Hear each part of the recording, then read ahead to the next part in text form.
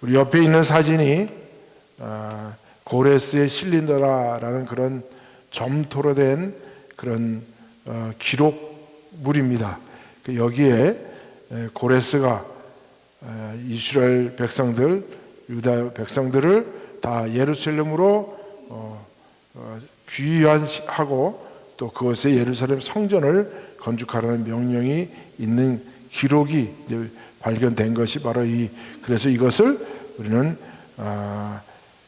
고레스의 실린더다, 이렇게 실린더처럼 생겼잖아요, 그죠? 원통처럼 생겨서 고레스의 실린더다 이렇게 이야기를 합니다.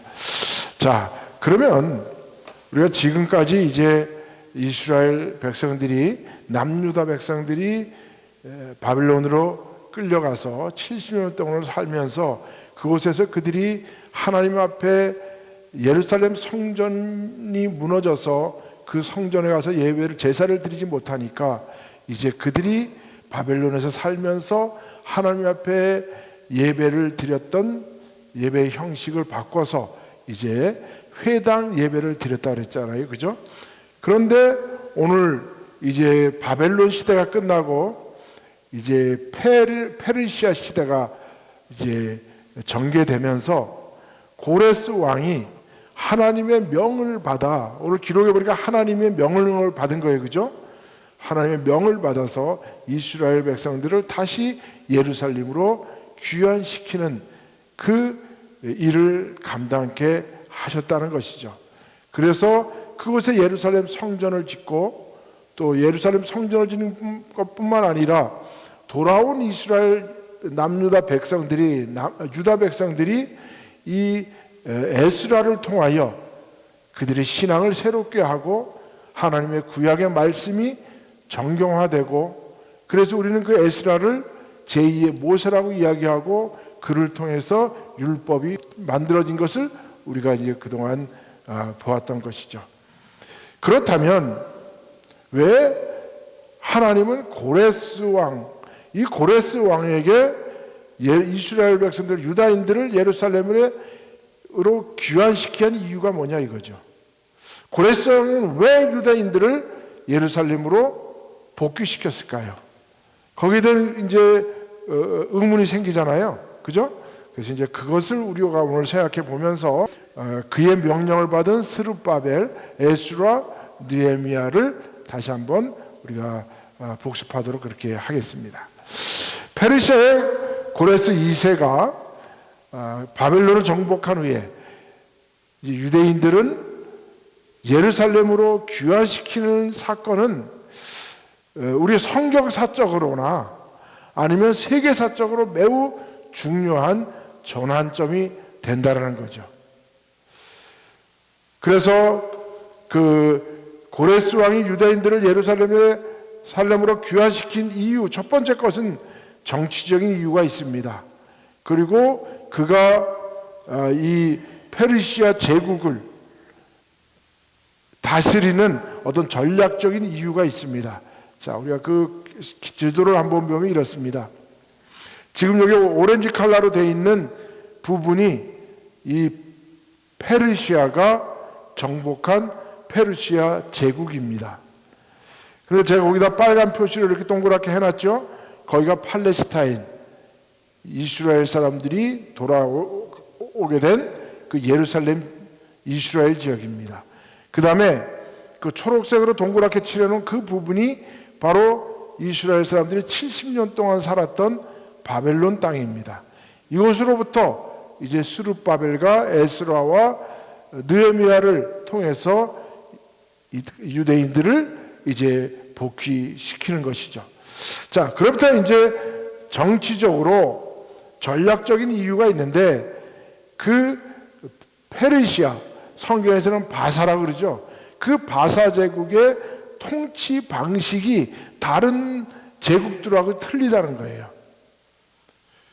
고레스 왕은 이전 제국의 아수르 제국이나 바벨론 제국과는 완전히 다른 그런 통치 방식으로 제국을 다스리려는데, 이 아시리아와 바벨론 제국은 자기들이 정복한 그 정복민들을 강제로 이주시키고 또 그들이 피를 섞이게 하는 혼연 정책을 쓰고, 그래서 그 피지배인들의 민족성을 말살해서 모든 사람을 자기 제국의 사람으로 좀 더 만들려고 그렇게 혼혈 정책을 썼는 것이죠.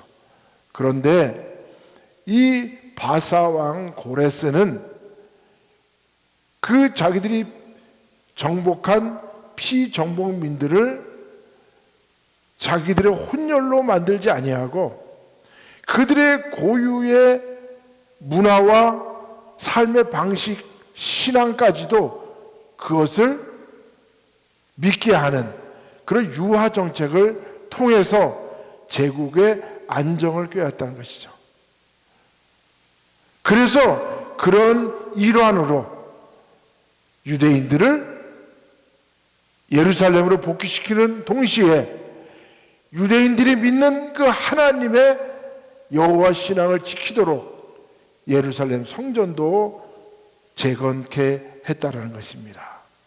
그런 이 정치적 전략적인 이유를 통해서 그 변방들, 자기가 정복한 그 피정복민들을 안정화시켰다는 것입니다. 그래서 유다 땅은 이집트로 향하는 길목에 위치한 전략적 요충지였는데, 만약에 그 유대인들이 돌아가서 페르시아에게 반감을 갖고 이집트와 하나가 되어서 그 페르시아에게 대들면 어떻게 할 것인가? 그래서 그것을 원천적으로 막기 위해서 오히려 강화 정책을 쓴 것이 아니라 유화 정책을 써서 이 그 피정복민들을 페르시아에 충성하는 그런 완충지대로 삼았다는 것이죠. 자, 여기 볼까요? 그 빨갛게 이렇게 칠해져, 그 오렌지로 칠해져 있는 그 제국 가운데 그 이제 홍해 바로 위에 있는 빨갛게 동그랗게 칠해진 그 유다 땅, 그죠? 여기를 우리는 팔레스틴이라 이렇게 이야기를 하죠. 그 밑에가 이제 왼쪽으로 있는 밑에가 이제 에집트인데, 지금은 에집트가 힘이 약해서 페르시아 제국에 정복되었지만 이 에집트는 언젠가는 다시 일어나서 페르시아에 대적할 그런 제국 나라였다는 것을 이 고레스 왕은 아는 것이죠. 그래서 이집트와 이 팔레스타인에 있는 유대인들이 가까이 하지 않도록 자기들의 유화 정책을 써서 친 페르시아 정책으로 그들을 이끌어 왔다라는 것입니다. 그 다음에 또 한 가지 정책은 뭐냐 하면 그들에게 세금을 부과하고 그 제국에 대한 충성심을 갖게 하도록 이 유대인들에게 유화 정책을 썼다는 거예요. 피정복민들이 고향에서 자신들의 신을 섬기며 안정적으로 살게 하면 반란의 위험이 줄어들고 결과적으로는 바르시아 제국에 안정적인 세금을 바칠 것이라 이렇게 판단을 했기 때문에 유화 정책을 썼고, 그 일환으로 유대인들을 예루살렘으로 복귀하고 그들이 믿던 그 여호와 신앙도 그대로 믿게 하는 그런 정책을 썼다는 것입니다. 종교적으로 관용 정책을 썼는데, 이 고레스의 신뢰도 아까 우리가 그 그림으로 본 고레스 신뢰도의 그 정책들이 그대로 적혀져 있다는 것이죠. 고레스는 피정복지의 종교와 간습을 존중하는 정책을 썼고, 이는 1879년 발견된 고레스 실린더, 이 유물을 통해서 역사적으로 증명되었다. 그러니까 성경에 오늘 읽은 이 말씀은 우리가 성경에서만 사용되는 역사가 아니라 이거는 전 세계의 역사 속의 한 일환이었다는 것을 우리에게 증명해주고 있는 것이죠. 그래서 고레스 신들에는 바벨론에 잡혀온 여러 민족들의 신상들을 원래 산 땅으로 돌려보내고 그들을 위해 성소를 지어주었다는 그런 기록이 이 실린더에 적혀져 있다는 거예요. 그러한 일환으로 유대인들도 다른 사람들처럼 귀환시키고 그런 보편적인 정책을 썼기 때문에 그래서 유대인들이 예루살렘으로 돌아가게 되었다라는 것이죠. 그리고 그 실린더에 보면 거기에 보면 이 고레스 왕이 신들에게 축복하기를 원합니다. 자기가 모든 신들에게 축복을 받는 그러한 정책의 일환으로 했다라는 거죠. 고레스는 각 민족이 자신들의 신에게 페르시아 왕실과 자신의 장수를 위해 기도해 주기를 바란다라는 그런 기록이 그것에 남아 있다는 거죠. 그래서 정치적으로 그 다음에 경제적으로 종교적으로 관용 정책을 써서 그들이 친페르시아의 제국에 충성하도록 그렇게 그들에게 유화 정책을 썼다는 거죠. 그런데 우리는 이걸 그렇게 경제적이나 정치적으로만 보지 말고 우리가 구속사적으로 신앙적으로 우리가 보게 되면 이렇게 된다는 거죠. 성경에 에스라, 이사야, 역대하에는 고레스의 마음을 움직이신 분이 여호와 하나님이라는 사실을 분명히 기록하고 있습니다. 그래서 예언의 성취를 통해 이루기 위해서 이사야 선지자는 고레스가 태어나기 약 150년 전에 이미 그를 예언했는데 그를 뭐라고 거기다가 불렀냐면 나의 목자, 나에게 기름 부음을 받은 자라는 칭호를 쓰면서 이 고레스 왕이 예루살렘과 성전을 재건할 것이라고 예언을 한 기록이 성경의 이사야서 44장 28절과 45장 1절에 그렇게 기록이 되어 있다는 거죠. 이미 고레스 왕 태어나기 150년 전에 예언을 했다는 거예요. 그러면 이거는 결국 무엇이냐? 고레스 왕이 이스라엘 백성, 유다 백성들을 예루살렘으로 귀환시킨 것은 하나님의 구속사의 의미가 있다는 것을 우리에게 가르쳐주고 있는 것이죠. 뿐만 아니라 여호와의 감동으로 그는 이 일을 행했는데 에스라 1장 1절은 바사왕 고레스 원년에 여호와께서 예레미야 입을 통하여 하신 말씀을 이루게 하시려고 바사왕 고레스 왕의 마음을 감동시켰다라고 이렇게 우리가 지난주에 읽었습니다. 이런 것을 보면 이 성경 구절만을 봐도 고레스 왕의 행한 일은 바로 하나님의 구속사의 명령에 의해서 이루어졌다는 것을 우리는 신앙적으로 받아들여야 한다는 것이죠. 그리고 70년이 이제 종료되면서 예레미야가 예언했던 바벨론 포로 70년이 이제 다 차게 되고 하나님께서 역사의 주관자로서 고레스를 하나님의 도구로 사용했다는 사실을 우리는 이 성경을 통해서 이것이 구속사의 역사구나 라고 믿어야 하는 것이 우리의 신앙이라는 것입니다. 믿습니까? 그래서 이것은 결코 성경에 나타난 신화적인 이야기가 아니고 인류 역사에 세계사적 역사에 이 고레스가 사용받게 되었다는 거죠. 그렇다면 우리가 이것을 오늘 현대적인 의미로 바라보면 오늘 이 이란이라는 나라가 이스라엘을 이 땅에서 지구상에서 아예 존재조차도 없앤다고 하면서 그들을 괴롭혀 왔는데 오늘 그 압박으로부터 그 폭력으로부터 이스라엘을 구해내기 위해서 이란과 전쟁을 일으킨 트럼프 대통령은 구속사에서 어떤 의미를 가질까요?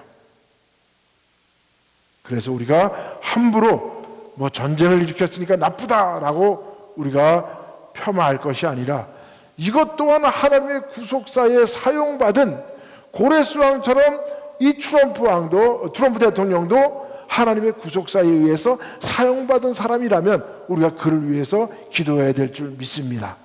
그렇게 기도를 하는데 그냥 전쟁에서 승리케 해 주십시오 뿐만 아니라 트럼프 대통령을 통해서 자유민주주의가 확장되고 그 자유민주주의 정치 체제가 확장되는 것에 따라서 기독교의 전도의 길이나 선교의 길이 열릴 수 있게 해달라고 그렇게 우리가 기도해야 될 줄 믿습니다.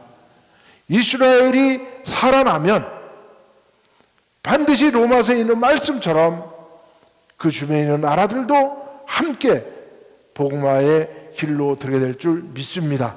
그 일을 지금 행하고 있다고 생각하면 우리가 기도하지 않을 수 없는 것이죠. 자, 그렇게 우리가 여기서 고레스 왕이 왜 유대인들을 예루살렘으로 복귀시켰는지를 우리가 이유를 몇 가지를 들어서 우리가 보았습니다. 그렇다면 이제 다시 우리는 그 당시로 돌아가서 이 고레스 왕에게 사용받은 세 사람의 이야기를 이제 우리가 다시 한번 살펴보면서 이제 그 다음 헬라 시대로 우리가 다음 주부터 이제 넘어가기를 원합니다. 자, 그래서 고레스 왕이 이제 유다 백성들을 몇 차례에 걸쳐서 예루살렘으로 귀환시키는데 그때 처음 사용받은 사람이 누구냐 하면 스룹바벨이라는 사람이었어요. 그리고 그가 예루살렘으로 복귀할 때 그의 직분은 곧 총독이었다. 그리고 원래 이 사람이 스룹바벨이 고레스 왕의 밑에 신하로 있을 때 그는 그곳에서도 큰 역할을 감당했던 그런 사람이었다. 뿐만 아니라 다윗 왕가의 자손인 이 스룹바벨의 정치적 리더십과 고레스 왕의 명령에 따라서 1차로 약 5만 명의 유다 백성을 이끌고 고국으로 돌아왔다.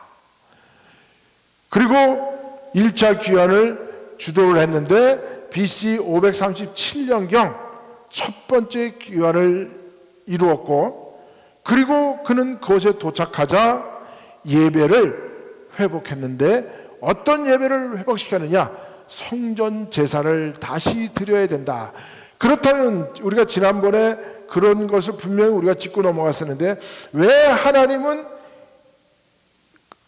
바벨론에서 이스라엘 백성들이 유대교를 통해서 회당 예배의 전형으로 나갔는데 왜 다시 성전 예배로 복귀하는지, 이것은 이 땅에 오실 예수님이 이루실 교회의 그 안과박, 교회의 의미와 그 의미 속에 품고 있는 내용이 무엇인지를 분명히 알게 하기 위해서 성전과 또 말씀 중심으로 드리는 회당 예배를 같이 컴바인해서 이제 앞으로 예수님이 십자가 달려 돌아가시고 자신은 그 대제사를 통해서 이제 교회가 세워질 텐데 그 교회의 예배의 모범을 이루기 위해서 예루살렘으로 가서 성전 제사를 다시 복귀시켰다는 거죠.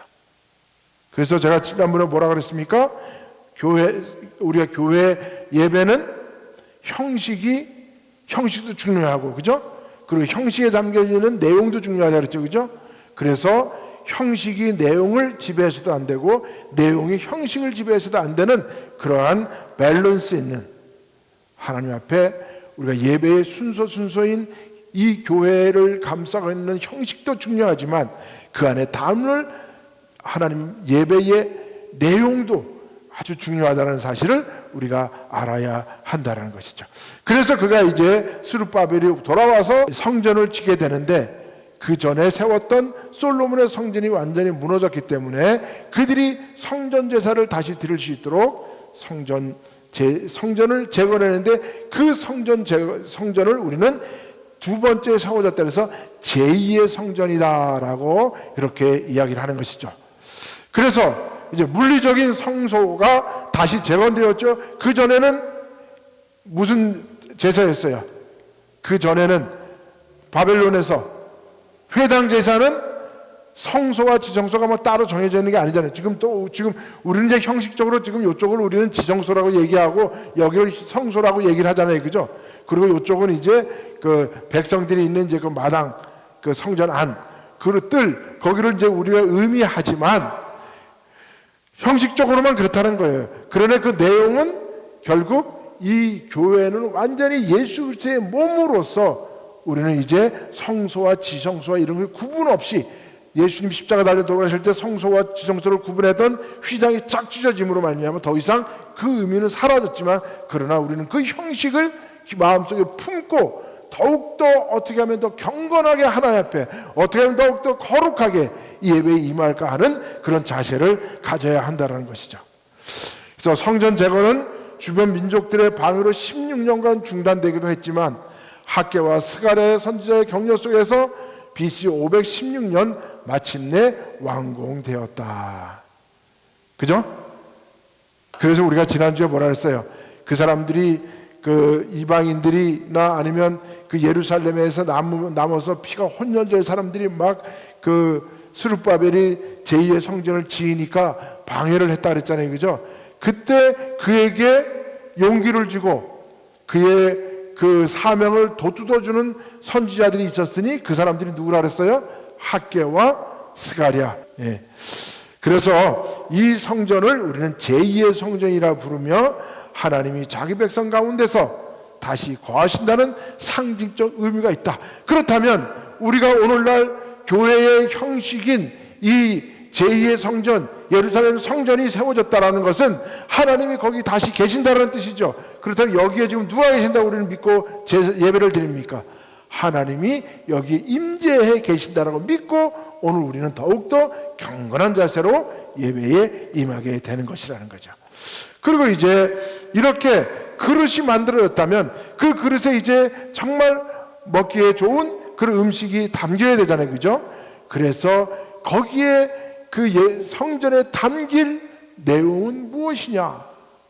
전에는 그곳에 그 짐승을 잡고 짐승의 가죽을 벗기고 피를 뿌리고, 그러죠?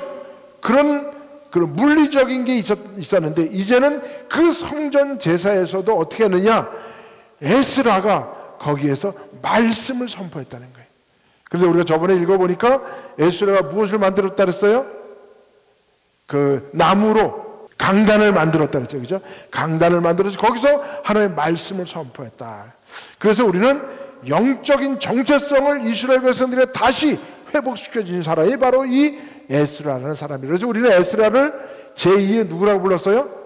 제2의 모세라 이렇게 불렀어요.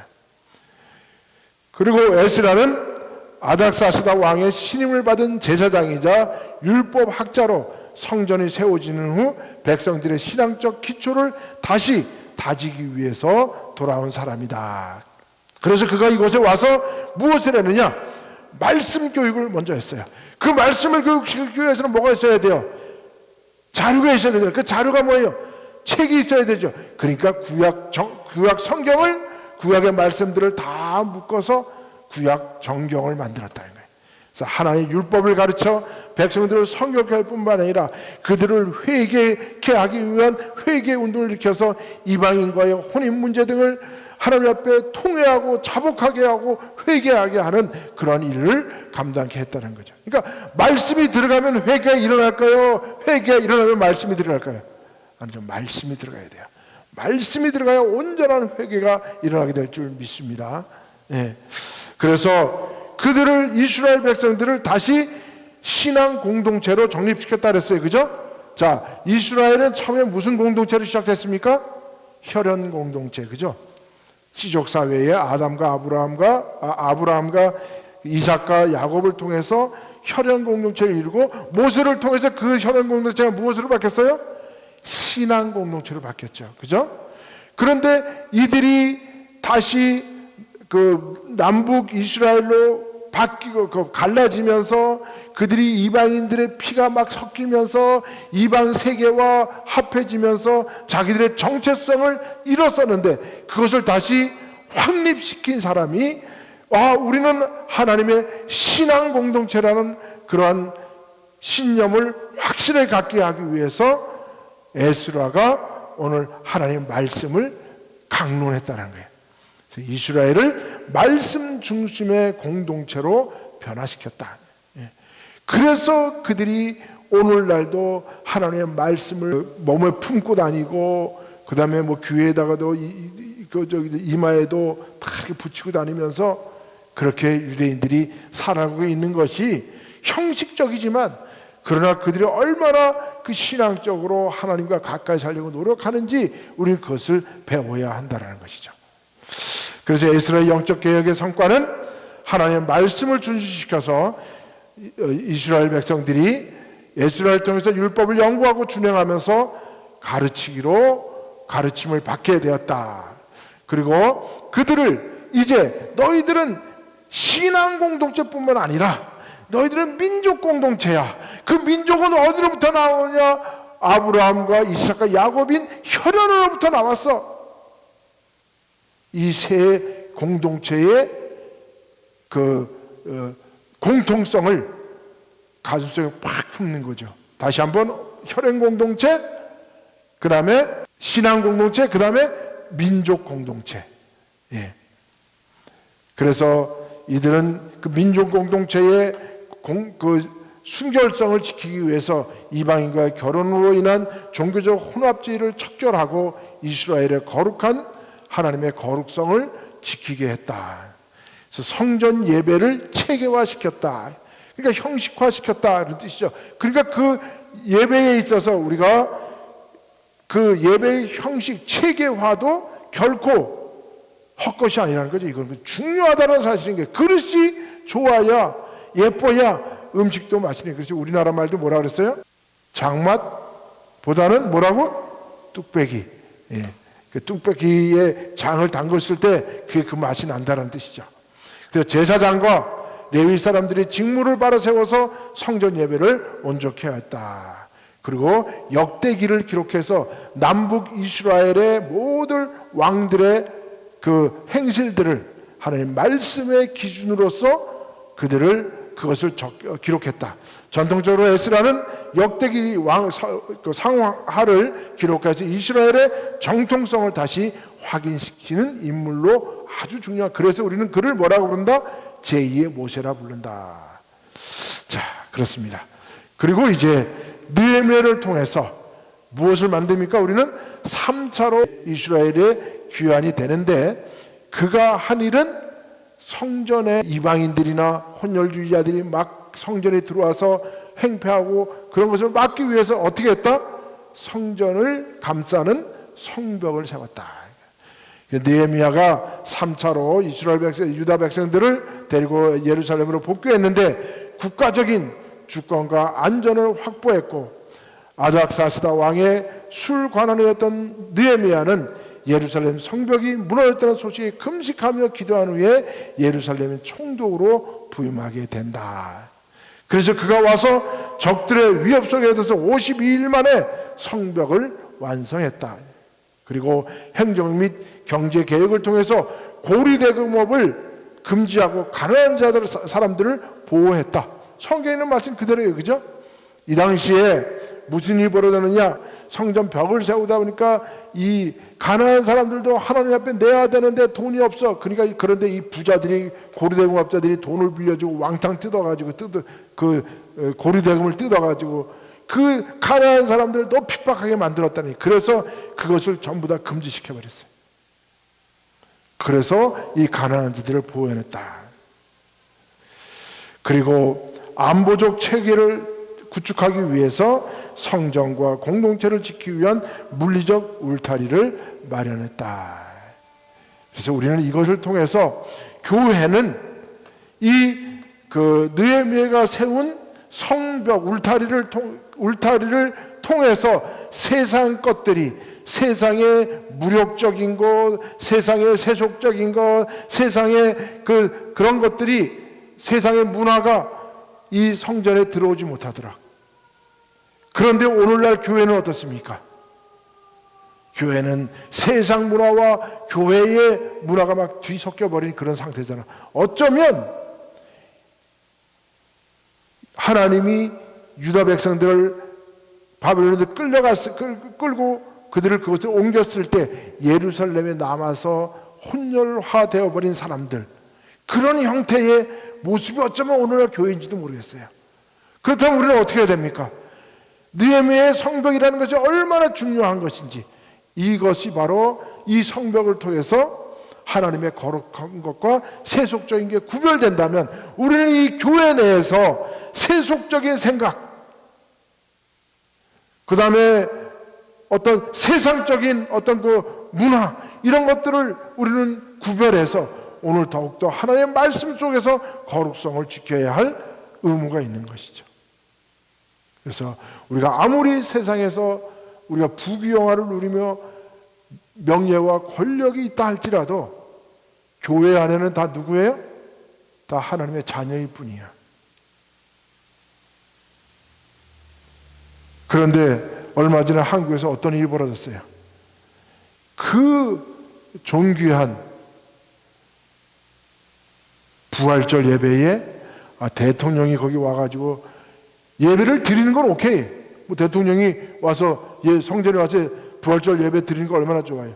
그런데 예배 시간에 나와서 축사를 하게 하고 그 말 속에 그 뭐 어떤 말을 했는지 모르지만 아멘을 하고 그걸 박수 안 친다고 소리치고, 이게 교회예요? 이게? 요 당시하고 똑같은 거예요. 오죽했으면 느헤미야가 성벽을 쳤겠어요.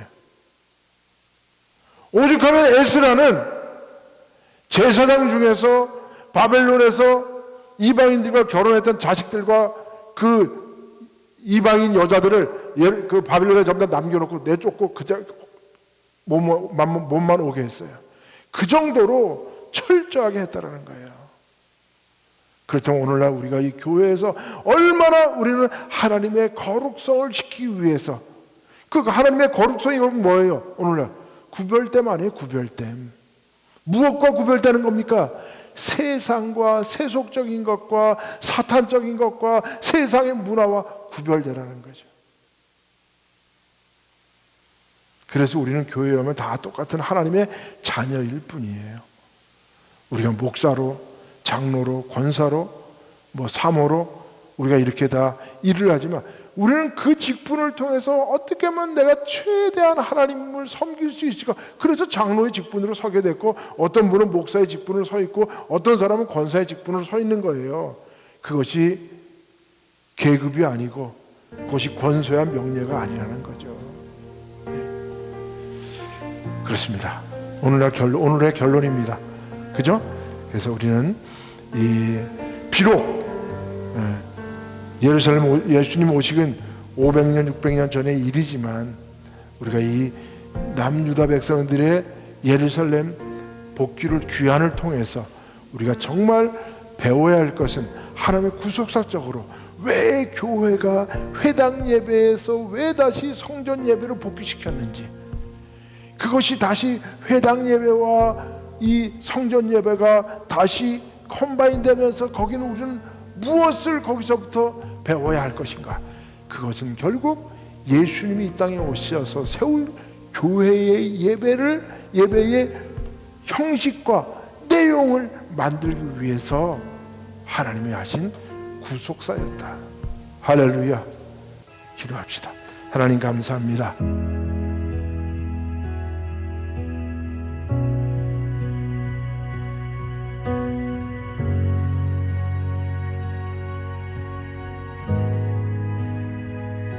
주님 놀라우신 길을 만드는 기적의 주, 어둠 속에